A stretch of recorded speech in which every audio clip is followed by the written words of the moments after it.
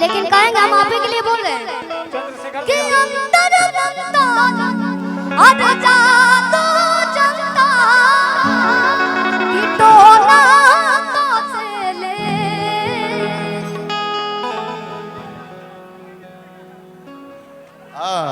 संजीव भैया भी इधर कि पिया मोदा जाहू जनी काला क्यों सबतिया पासे कि दिन गुजरात बम्बे गो चाहे चाहे की बात जाहि धोखा बनाया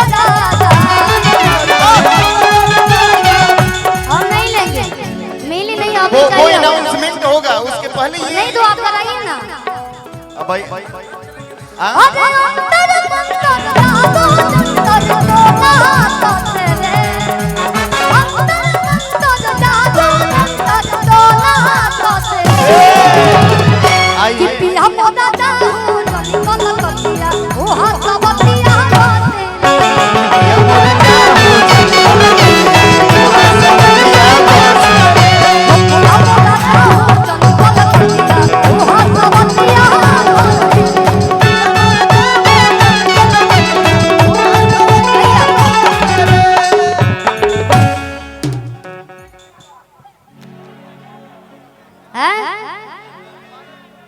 नहीं है डोले। ये बहुत आपके सारे पुराने गाने सुनने वाले बहुत बड़े प्रशंसक लोग हैं। लेकिन मुखड़ा ये देखिए क्या बात है, जोरदार ताली। तो आ जाइएगा ना, थोड़ा आकर कमर भी हिला दीजिए।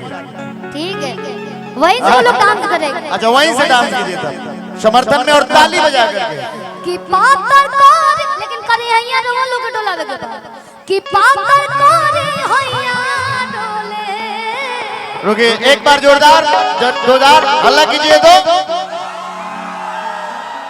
और जानते हैं ये जो खुशी का पल है सब चौहान जी की वजह से। चौहान जी इतना हिट गीत नहीं दिए होते नहीं लिखे। एक बार चौहान जी के लिए भी हल्ला कीजिए क्योंकि वही लिखे थे गीत को। और एक बात बता दूं सर, ये थोड़ा सा ये ढक दे रहा है तो पीछे रहिए, उधर भी आते रहिए इधर भी जाते। एक और राज की बात बता दूं, इस गीत के लिए चौहान जी से मेरा झगड़ा भी हो गया था और तगड़ा वाला हो गया था कि ना हम गाना गईले बने तो हमारे आवाज में रिलीज हुई। तो ये कहल जाला कि केहू तकदीर ना जानेला। और ये गाना तो दया तरस खाए मेरे ऊपर, तो ये गाना छोड़ दिए कि ठीक बात तू ही गाना। क्या बात है। और इनका भी कहना सही था कि बड़ कलाकार गाई, स्टार कलाकार गाई तो कहीं और भी ज्यादा हिट हो जाए। लेकिन सौभाग्य की बात है और बाकी आजीवन जबले हम जियत रहे ऐसे ही रहे। सैल्यूट है, प्रणाम है कलम से संगीत निकलत रहो और वो सबके आशीर्वाद बनल हो काहे बा कि बगली से निकाल सैया अरे उड़ाओ सुरुमाल सैया। क्या बात है, इधर उधर भी चले जाइएगा कि पातर कोरे हैया डोले अब नंबर आवे तो नंबर आवे अरे पातर कोरे हैया डोले। संजीव भैया की तरफ से संजीव भैया की तरफ से ढेर सारा पुरस्कार। एक्चुअल में जब हम शिल्पी से गाना गवैले रहनी कि चित बदली खिया के मजा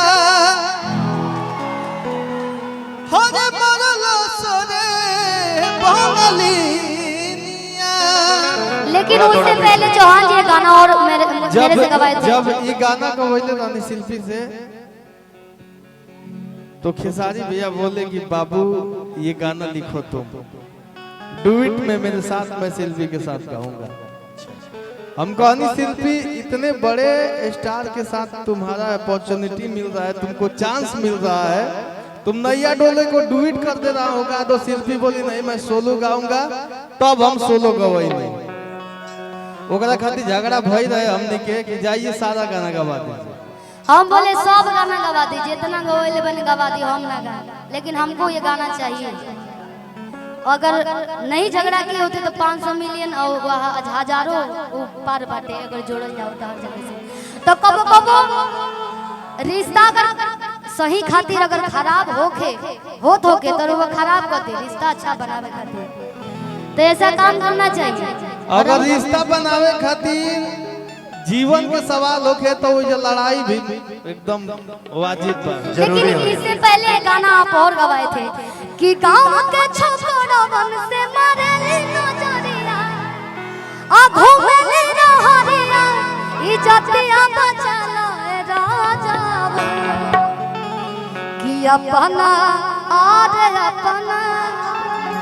कि अपना है छोटा की बहिनिया के आंसू पिया हवा करा दो राजा।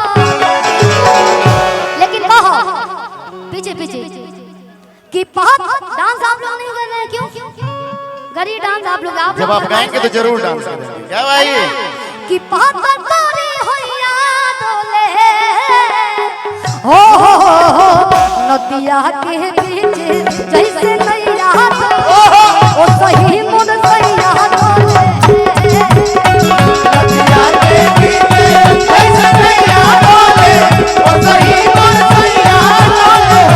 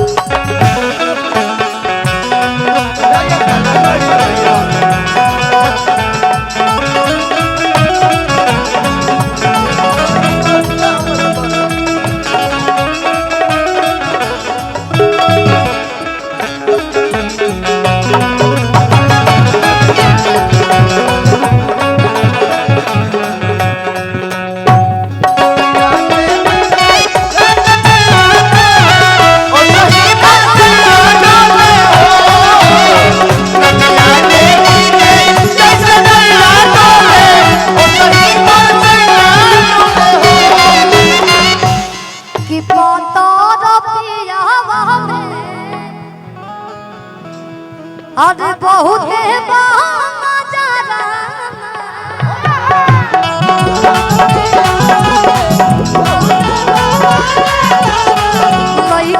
के जैसा सती चाले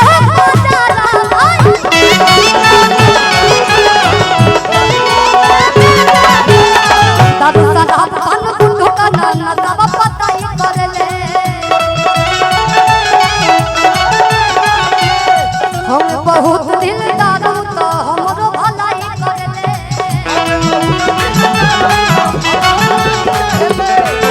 बहुत भलैया डोले ओ बहुत भलैया डोले ओ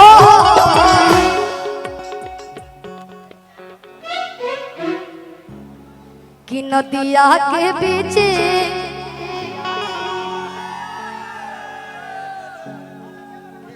अच्छे से गाइए कि नदिया के बीच ओ सही मोर सैया डोले